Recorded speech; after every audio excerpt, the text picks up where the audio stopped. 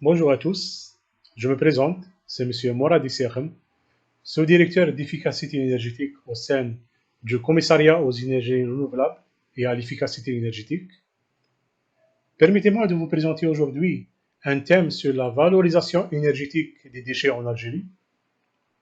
Avant de commencer ma présentation, je tiens à remercier le ministère de l'Environnement pour cette invitation au salon virtuel du 5 au 7 juin 2021.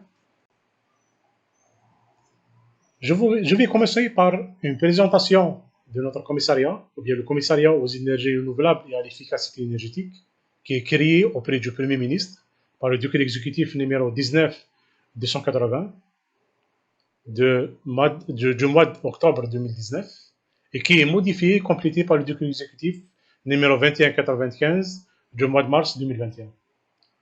Le commissariat est chargé de contribuer au développement national et sectoriel des énergies renouvelables et de l'efficacité énergétique. Il constitue également un centre d'expertise et une interface entre les politiques, l'industrie et la recherche dans le domaine des énergies renouvelables et de l'efficacité énergétique. Avant de parler sur la valorisation énergétique des déchets en Algérie, je vais faire une petite présentation sur la biomasse qui constitue la plus abondante et la plus polyvalente des sources primaires des énergies renouvelables. La biomasse, elle assure actuellement environ 12% des besoins en énergie primaire de la planète et 4% de ceux de l'Union européenne. La biomasse, elle pourrait, à l'horizon 2030-2050, assurer de 15 à 35% des besoins énergétiques mondiaux. Pour votre information, la production d'électricité à partir de la biomasse est donc le plus souvent non compétitive avec les énergies fossiles. Surtout en Algérie, cette énergie fossile qui est subventionnée à un cinquième de son prix réel, ça pour le contexte actuel, mais ce handicap pourrait se réduire et permettre de valoriser en énergie une part croissante du potentiel de la biomasse. Pourquoi valoriser énergétiquement ces déchets? Pour votre information, aujourd'hui, on monte plus de 19 mégatonnes de matériaux qui sont recyclés et réutilisés. Je vais vous présenter cette composition des déchets solides dans le monde. Pour l'organique, il représente 46% par rapport au déchet total des compositions de déchets solides dans le monde. Suivi par le papier 17%, le plastique de 10%, le glace 5% et métal de 4%. Pour le cas algérien, la composition de déchets en Algérie, elle représente 70% des déchets, c'est déchets organiques, 9% du papier, 1,4% des métaux, 12% en plastique, 1,6% du verre et 13,5% autres.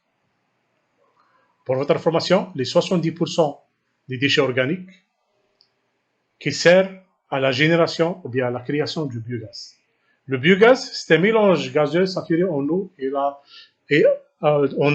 à la sortie du digesteur et composé d'environ 50 à 70% du méthane. Pour votre information, en Algérie, on peut avoir des décharges à 90% du méthane ou bien du CH4. Et on a 20% à 50% de gaz carbonique, le CO2, et quelques gaz traces, tels que le N2 et H2S. On comptabilise trois types de valorisation. La première, c'est la valorisation énergétique. Ensuite, la valorisation organique. Et on a aussi la valorisation énergétique. Je vais présenter quelques chiffres clés pour les déchets au monde. Pour votre information, un habitant européen, il produit 600 kg par an. Pour un habitant américain, il produit 700 grammes par an. Pour un habitant du tiers-monde, il produit entre 150 et 200 kg par an. En Algérie, un Algérien, il produit environ 290 kg de déchets par an. Bon, je vais ajouter que pour le cas de la poubelle algérienne, le taux de méthane présent dans le biogaz peut atteindre jusqu'à 90%. Donc, l'une des poubelles, donc la poubelle algérienne, c'est parmi l'une des poubelles les plus riches et convoitées au monde. La production des déchets Via cette production, on peut avoir un tri sélectif pour un recyclage des déchets. Et on a aussi la valorisation de la biomasse via les déchets agricoles. Et on a d'autres types de déchets solides qui peuvent aller vers l'incinération. Donc on va voir en output des produits recyclés, le bioéthanol, le biodiesel, les engrais, biogaz et enfin les énergies sous forme de chaleur. Ça, c'est le potentiel de biomasse en Algérie.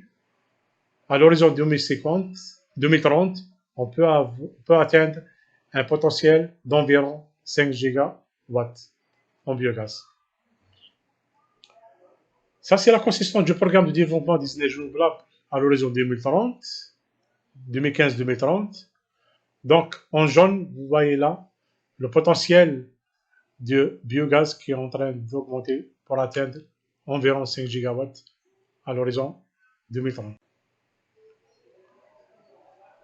Pour le cas de l'Algérie, la biomasse, on peut générer 3 types de gaz. Le premier, c'est le biogaz, le biocarburant, et enfin la cogénération.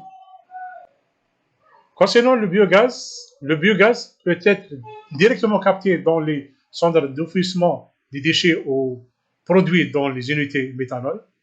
Ce biogaz est un gaz combustible qui sert à la production de chaleur, d'électricité ou de biocarburant. Pour votre information, 1 mètre cube de biogaz est égal à 0,4 litres de gaz butane, 0,6 litres de gasoil, 2 kg de charbon, 5 kg de bois de chauffe et 2 kWh d'électricité.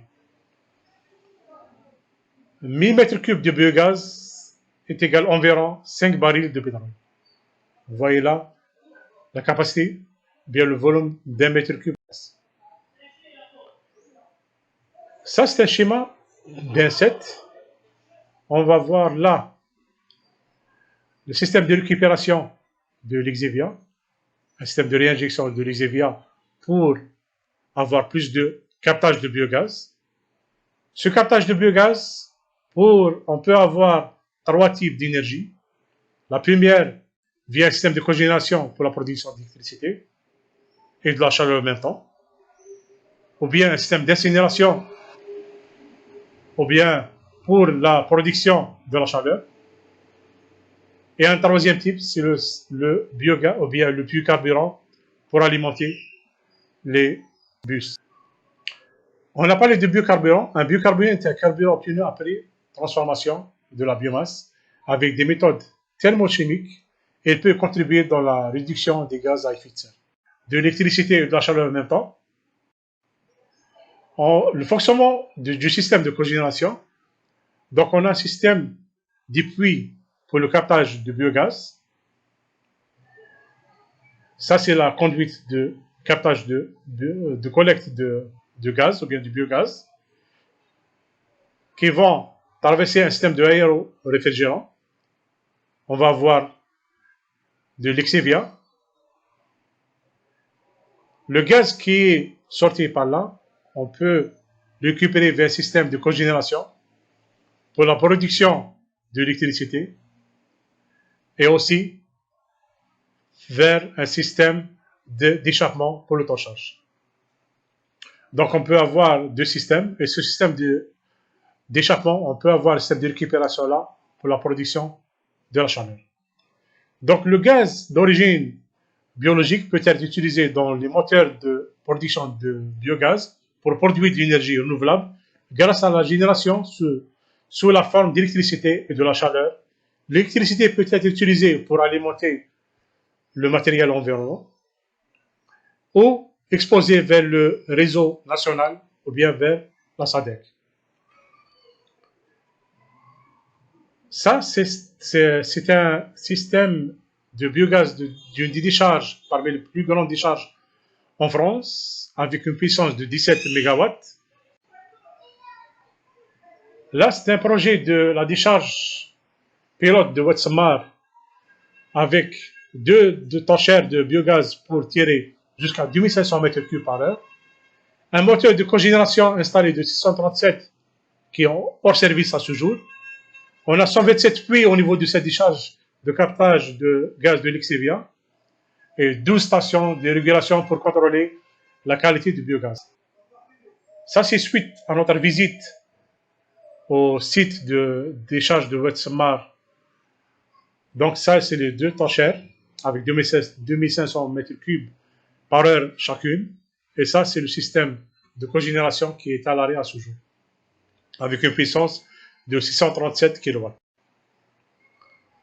Selon une étude qui a été faite par un bénéfice libanais, on trouve là les différentes décharges réhabilitées en Algérie, telles que, on a parlé de la décharge de Wetsemar, on a une autre à Ouled Fayed, une autre à Skikda, Hassibounif, Constantine, Béchar, Corso, etc.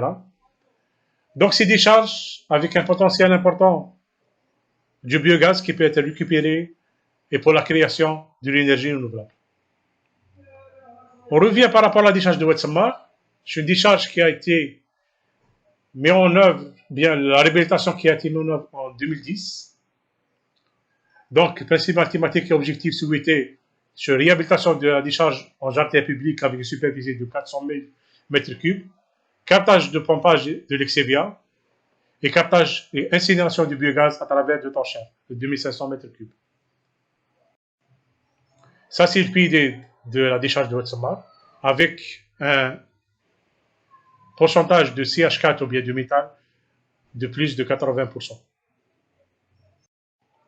Et je vous remercie pour votre attention. Vous trouvez là mon email et le site web de notre commissariat. Donc c'est www.crf.gov.dz et on reste à vos dispositions pour n'importe quelle information ou bien pour n'importe quelle question. Et merci.